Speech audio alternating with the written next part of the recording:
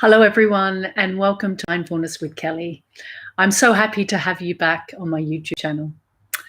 Today, we're going to explore generosity and the effects that it can have in your life. And then we're going to do a mindfulness of breathing meditation practice. I wanted to start by a famous quote by the Buddha. A generous heart, kind speech, and a life of service and compassion are the things which renew humanity. And I think living at a time when there's so much uncertainty in the sense of being in lockdown, I can't help but notice how much generosity there is in terms of artists putting on free YouTube sessions. It could be gym sessions, it could be music sessions.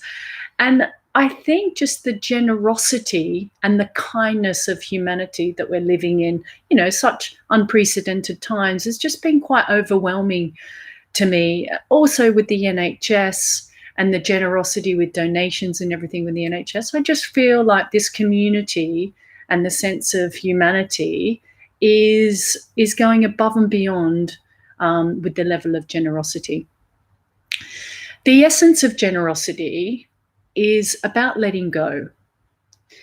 And emotional pain is a barrier that restricts us from being generous. And I'll give you some examples. So if you're low in mood, if you're feeling sad, or if you're feeling a little bit introverted, generosity would be kind of a fast stretch, because when we feel restricted or in that emotional pain barrier, we tend to feel more stingy. We tend to not feel as open. And that restricts us quite a lot. So when we're in our element and we're happy, and then generosity kind of comes naturally. And I guess generosity is an activity that just loosens us up. And it cultivates positive emotion in many forms. And it's a kind of byproduct of the positive emotion is a byproduct of generosity. And it's really selflessness. So it's something that, for me, this could be done, I guess, in many forms. Generosity can be done in many forms. And it could be giving money, it could be given time, it could be giving, a friend encouraging words, or a colleague. There's a multitude of ways of opening up, I guess, to generosity. Personally, I've been involved in the London Buddha Centre for 9 years, and I've been giving my time one night a week there for 9 years. And for me, the whole purpose of that time is helping others in need, like I was once, needed to be helped. And I think through cultivating volunteering of time, just for me personally, it's allowed so many more doors to open, and so many more doors to be available in terms of reconnecting relationships, and also being able to help and support people. We often see on our journey to work homeless people, sitting on the pavement. And I know some people can feel that the money will go for drugs or drink or anything. And what I love about, the interaction or the connection with homeless people is just giving my time. I just find that listening to everything that they're going through, they're quite appreciative, because they become invisible. Of course, the easier thing is obviously to give money, or just to walk past them. But I've just found giving that connection of time. Every time I speak to homeless people, I find something new, and they can teach you something about anything. Because the whole story of becoming homeless can be bigger than just seeing a homeless person on the street. I guess the giving practice shows where we are holding back, and I guess what we're clinging to in the form of attachment. Unlocking this habit can be really liberating if cultivated often.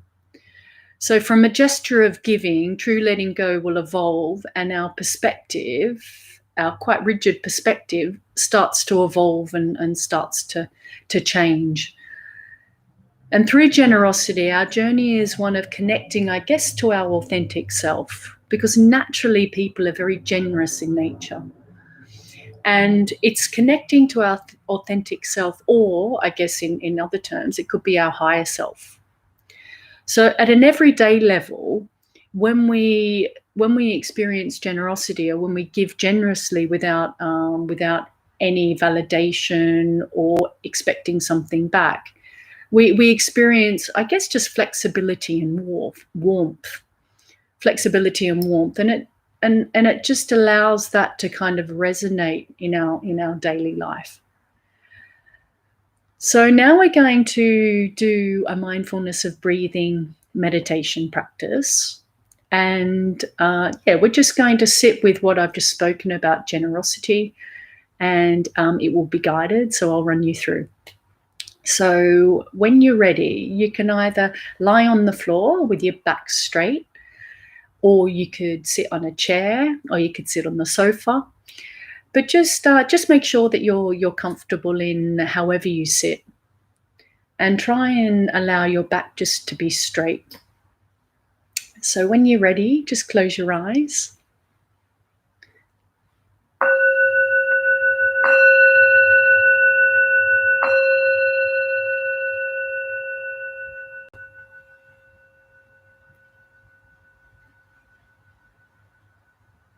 So the mindfulness of breathing practice in 4 stages. The first stage is breathing in and breathing out and counting 1. Breathing in, breathing out, and counting 2. All the way to 10, and then back to 1 again. So just before we begin, just check into your body. Just check into your emotional tone. Just notice how you're feeling in this moment. And just notice the weight of your body on the floor. And just notice your thoughts as they come and go. So we're just connecting into the body at this stage of the practice. And just so we arrive on the mat, the floor, or the cushion. And just allow yourself this time and this space to be cultivated in your everyday life.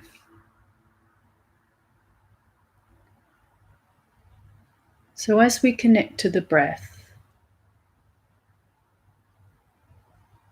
just notice the rise and the fall of your stomach or your chest.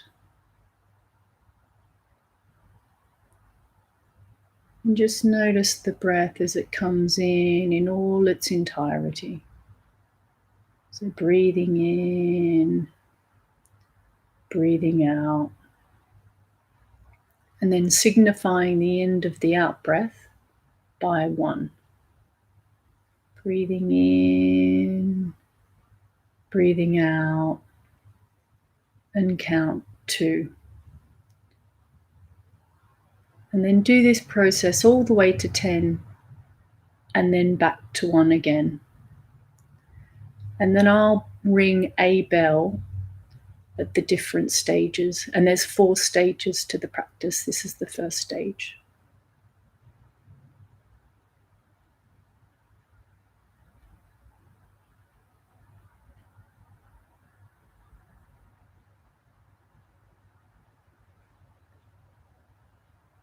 And if your mind wanders off, that's what minds do. That's perfectly fine. Just allow your thoughts to come and go like cars passing by.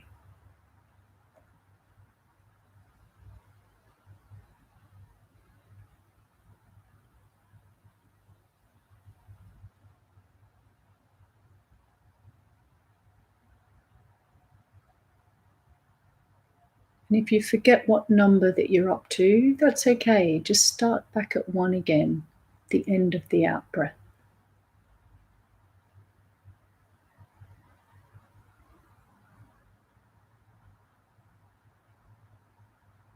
And just see if you can stay with this stillness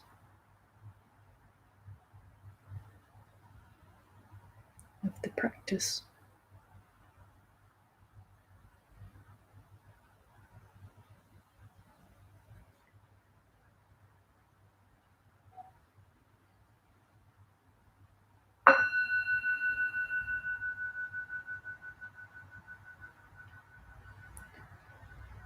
Okay, the second stage is counting 1 at the start of the breath. So count 1, breathe in and breathe out. Count 2, breathe in and breathe out. All the way to 10, and then back to 1 again.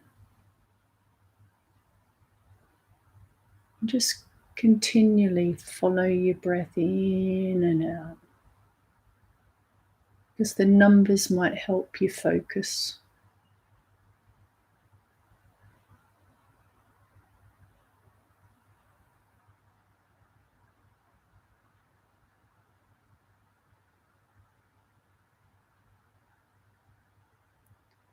And if you're struggling with a particular thought during this practice, just label the thought, like work, home, or you can just label it as thought. You don't need to engage in it in any way.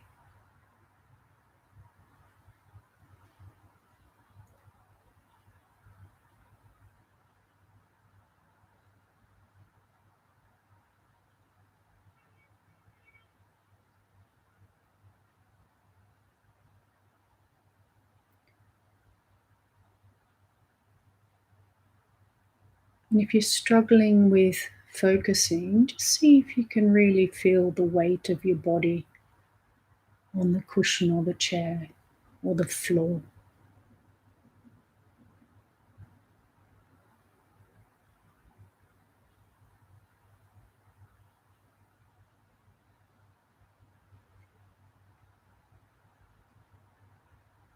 And time again, you'll forget the number or your mind will be taken away. And just come back with loving kindness for yourself, back to the count, counting before the in-breath.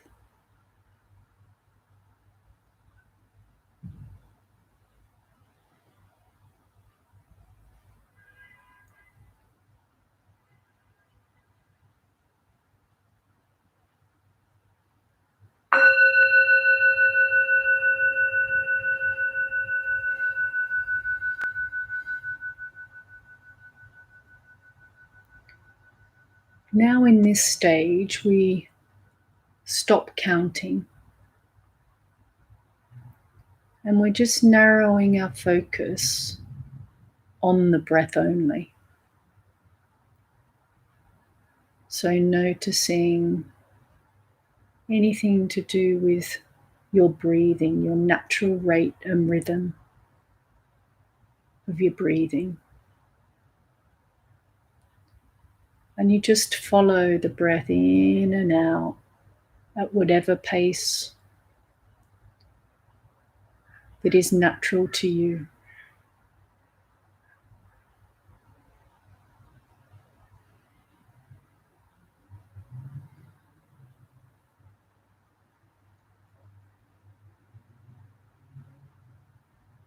And see if you can connect to the stillness of this practice.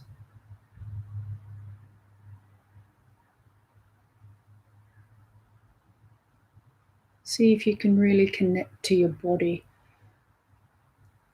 This meditation is a feeling exercise, not a thinking exercise.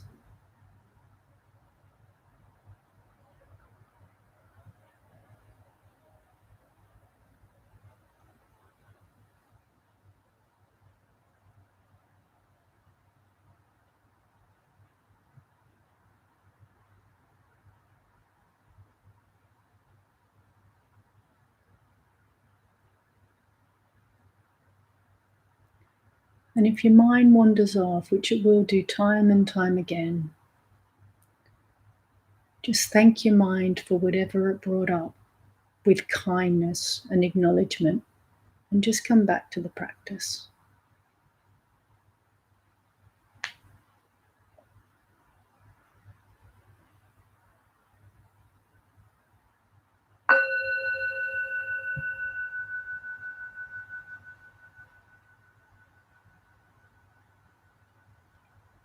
Now we're narrowing our focus even further. And we're just noticing in this stage the breath as it enters the body. So the breath could hit your nose, or it can hit your lips.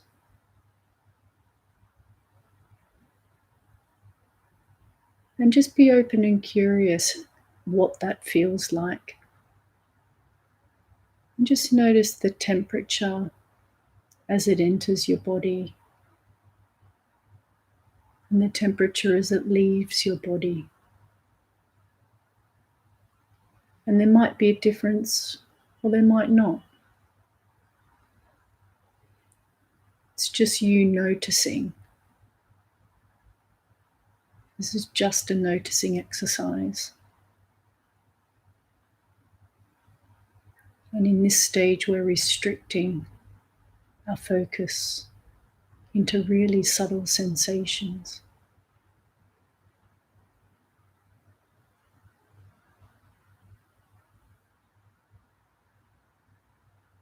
So we're just noticing on where the air enters the body. And just focus on that.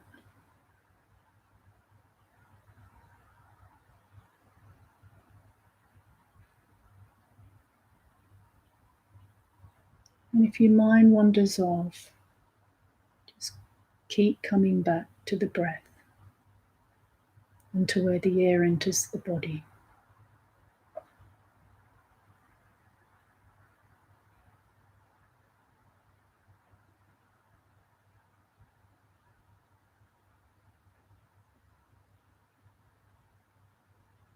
And you can notice any smells as the air enters your body.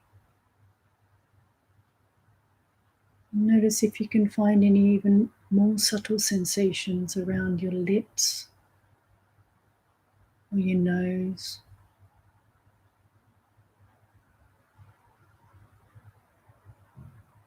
And just be aware that you're noticing. Be aware that you're sitting back into the observing self.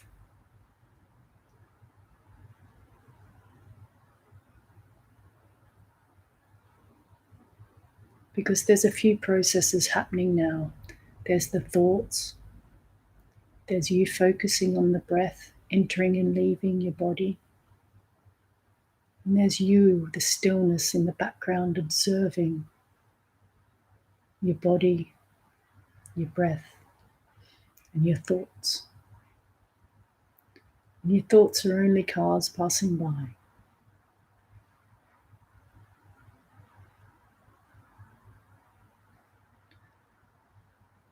Okay, now we're going to start to let go of the practice. And just start to notice the clothes on your skin, the temperature of the room around you.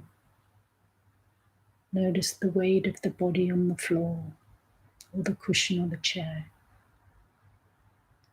And just notice the sounds inside the room and the sounds outside the room.